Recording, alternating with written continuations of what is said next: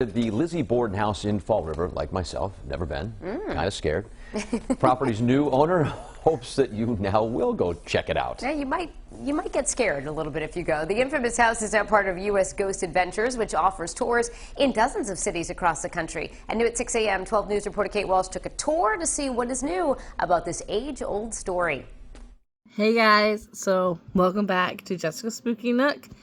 Thank you for all your patience for this video. It's taken some time, and then with Christmas, and then with a baby that I've had, and went to Boston, a lot of stuff, but I'm getting this story out. So I wanted to talk about the Lizzie Borden story. So we're diving into this, diving into one of the most famous, chilling, mysterious true crimes in American history. And this is the story of Lizzie Borden. So, this is everything. Murder mystery, strange behavior, suspicious circumstances, and over 130 years of unanswered questions, and hauntings. Because on the Spooky Nook, we like things that's all spooky. So, even today, like, I'll fast forward today real quick. People, I wanted that to work.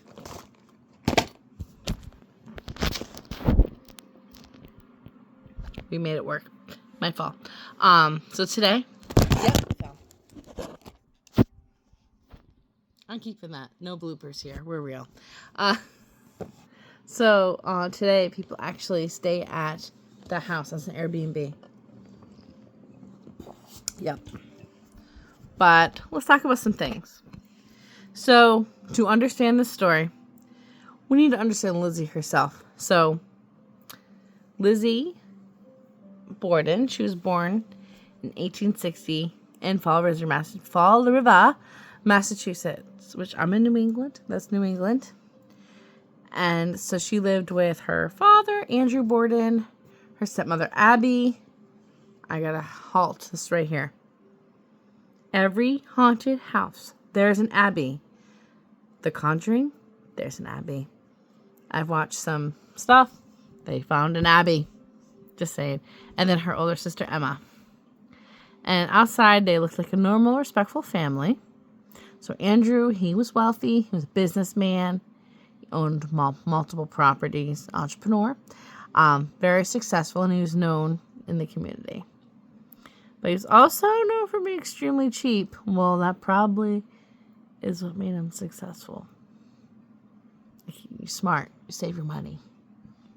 Especially when you're when you have a business and you're cheap, you're gonna do well. That has nothing to do with this whole story.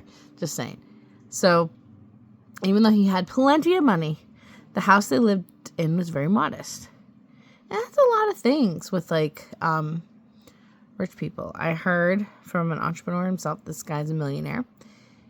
You look at him, you would not think he was a millionaire. And he said, that's how you know when you're a millionaire. You don't always dress that way. Because if you tell everyone you're a millionaire, things change. I'm getting away from the story. Sorry. So, their house didn't have indoor plumbing. And it wasn't the nicest part in town. No indoor plumbing. That would suck. Anyhow. So Lizzie and her sister Emma were adults, still living at home. And there was tension in the family. Especially between Lizzie and her stepmother, Abby. So a lot of people believed Lizzie never really accepted Abby to be her real mother. So, because her and Emma seemed to think that Abby just wanted their father's wealth. They wouldn't call her mother. Like, her father, he was strict, frugal, in very certain ways. So, Abby, the stepmother, so she married Andrew for years. Lizzie, Emma, like I was just saying, they called her Mrs. Borden instead of mother. And that alone can kind of explain the relationship. Like, okay. Like, you're not We're not acknowledging you to be a mother figure for us, so to speak. So Emma, her older sister, so the day of the murder, she was not home. Murderers. She wasn't home, which became very important later on. So finally, we could talk about this maid, Bridget Sullivan. But think about Bridget.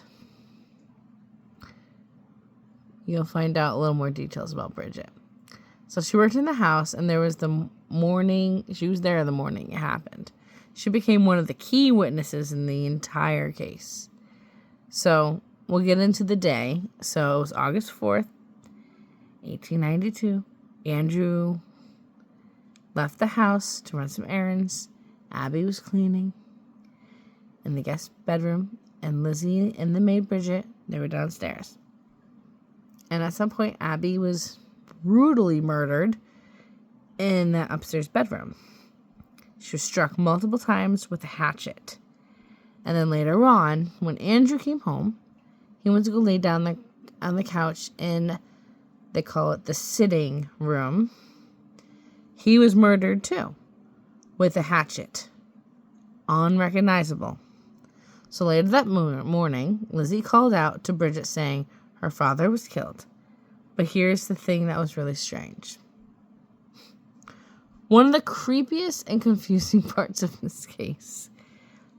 For one, how did no one hear no one heard anything? Okay. My parents live in like a really old 200-year-old house. Old houses, okay, they creak, they echo, like you know where people walking around in the house. You can hear the cupboards, you can hear a toilet flush, you can hear stirring coffee, you can hear like the cups. Like you hear everything. Like I'm sorry, but you hear when someone farts. Like those houses are echo. How did no one hear anything? And yet 2 brutal murders happened there inside the house, broad daylight. 2 people were home while these 2 people were murdered. And supposedly not a scream happened. No one heard anything. Sounds kind of sketchy, right? So that alone has confusion written all over it. So there's some strange details about Lizzie's behavior. So she claimed she was in the barn in the morning. Her stories changed multiple times. A few days later, she was seen burning a dress and a stove, saying it was just stained with paint, which sounds very suspicious. There's also there's no forced entry, no clear robbery motive, no outside suspect was made. No one saw anyone. So naturally, the police focused on Lizzie. And one thing that was said, so when Lizzie was younger, she had these pigeons, I believe they were pigeons, that she kind of kept as pets in the barn. And her father killed them with a hatchet, saying that, the other kids would steal them from her. Like just some excuse like that. So, kind of something that matches up a little bit with Quininky Dink of what happened. So, Lizzie, she became arrested, and she was on trial for murder of her father and her mother. And I gotta talk about her father and mother. Unrecognizable faces. Like it was bad. It was a brutal murder. It wasn't like, I'm gonna hit you a couple times. Like I am going to hit you multiple times with this axe. Like I am mad. Not good. So this became huge news. People were very fascinated in it. Still today, people still are obsessed with it. I mean, we're talking about it right now. At the end, there wasn't really enough solid evidence to convict her, which I think there was, but so in 1993, she was found not guilty. She walked free. So officially, the murders were never solved. Unsolved mysteries. So to this day, no one really knows what happened in that house. There's suspicions. People have their ideas. There's rumors. But no one actually 100% has clear as day evidence of what happened. So we want to know what happened to Lizzie after all this. And her sister, she and her sister Emma inherited their father's fortune. So they bought a big, beautiful house together in a nicer part of town, and they lived together for a while. So Lizzie ended up changing her name to Elizabeth to try to start fresh. That is close to your name, honey. But maybe she didn't want to really change it too much. So, but the community never forgot. I would have moved away, not moved to a different town, moved to a different state, gone far. Just to get away, start fresh, if I was her. But most people believe that she's guilty. I mean, I believe she's guilty. Lizzie and Emma had a feeling. I wrote some notes here, sorry. Had a falling out, and they stopped talking. So she lived the rest of her life quiet, and she died in 1927. And she took whatever secrets she had to the grave with her. She never married. You know what? Probably because the men were like, we don't know if this woman chopped her stepmother, and her dad. I do not want to piss this woman off and get hacked by an axe killer. No, thank you. So, let's talk about some today, right? So today, the house is still there in Fall River, Massachusetts. It's actually a museum and a bed and breakfast. So, yeah, you can actually sleep there in the rooms. And it's actually staged and set up and the same type of furniture. It's set up to be from that time. And people all over the world go there experiencing certain things. So they have reported footsteps, no one there, voices, cold spots, doors opening and closing, shadow figures, feeling of being watched. There's one that someone says at the end of the bed. They wake up and see shadow just standing there at the end of the bed, and they turn the light on and it goes away. And I'm like, hell no. I'd be so scared I could not get up to pee. Have you ever been in I've been in a haunted house many times, but when I was newly exposed to it, I would be so scared I couldn't get up to pee. I was too scared. I'd just be laying there going, I'm so scared right now, I can't. I'm so fucking scared right now, you shut. That would scare me. Terrifying. And there's another room that, if you're a paranormal explorer, you have the equipment that it actually makes your equipment malfunction. That was remarkably on cue. Wait. I just walked through there. Ah! I will mention it. I've seen some YouTube videos, which I'm gonna talk about in just a second, of all stuff going haywire. So some people say that Abby Borden still seen upstairs in the room where she died. Yikes. And others say Andrew felt downstairs in the parlor, or the sitting room. I think it's the same thing. So if you believe in ghosts or not, the energy is there and you can feel it. I'm talking about, I'm very empathic. I can feel it right now and I'm not even there. So it's one of those things. So I want to talk about YouTubers. So a lot of paranormal investigators, and I'll actually put in a couple clips here of what some people experienced in this house. So a lot of paranormal investigators and YouTubers, they've gone to the Lizzie Borden house to see what they can capture. One of my absolutely favorite channels, Sam and Colby. Woo! Love those guys. They're awesome. They are the reason why I am not afraid of this gift anymore.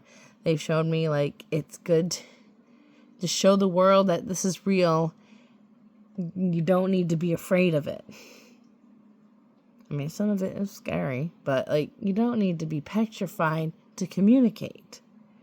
But anyways, they did such an incredible job investigating at the house, and they experienced some really interesting kind of creepy moments. Like, you'll see. I'll input it right here.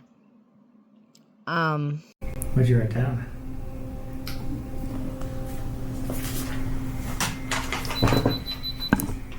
What the fuck? Oh my god. The camera battery. That was fully charged. It said forget God, you're on your own. Oh my god, no, I have cross on. I think I'm seeing something, but What? like the camera looks like it's moving back and forth, but maybe.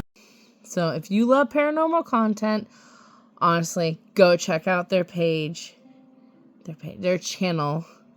They do amazing work, and I really respect these guys. And they do such a great respecting the history of the places they go visit. And they really listen to the tour guides. And they're very respectful to the spirits that they talk to. So if you want some really good paranormal investigators to watch, people I really admire, watch Sam and Colby. They're amazing. And they're really funny. They're very entertaining. They're great. So after more than a century of this big question, it's like, did Lizzie do it? Was it someone else? Like, did we not have the type of training? Obviously, we don't have the training we do now, but was it really not her? And then we have just years of rumors of saying it was her when it really wasn't. Like, was there a secret that we'll never know? Well, we'll know when we're dead, but is there another secret? Truth is, probably never going to have the final answer. Until you die. And then when you go to heaven, you find out things.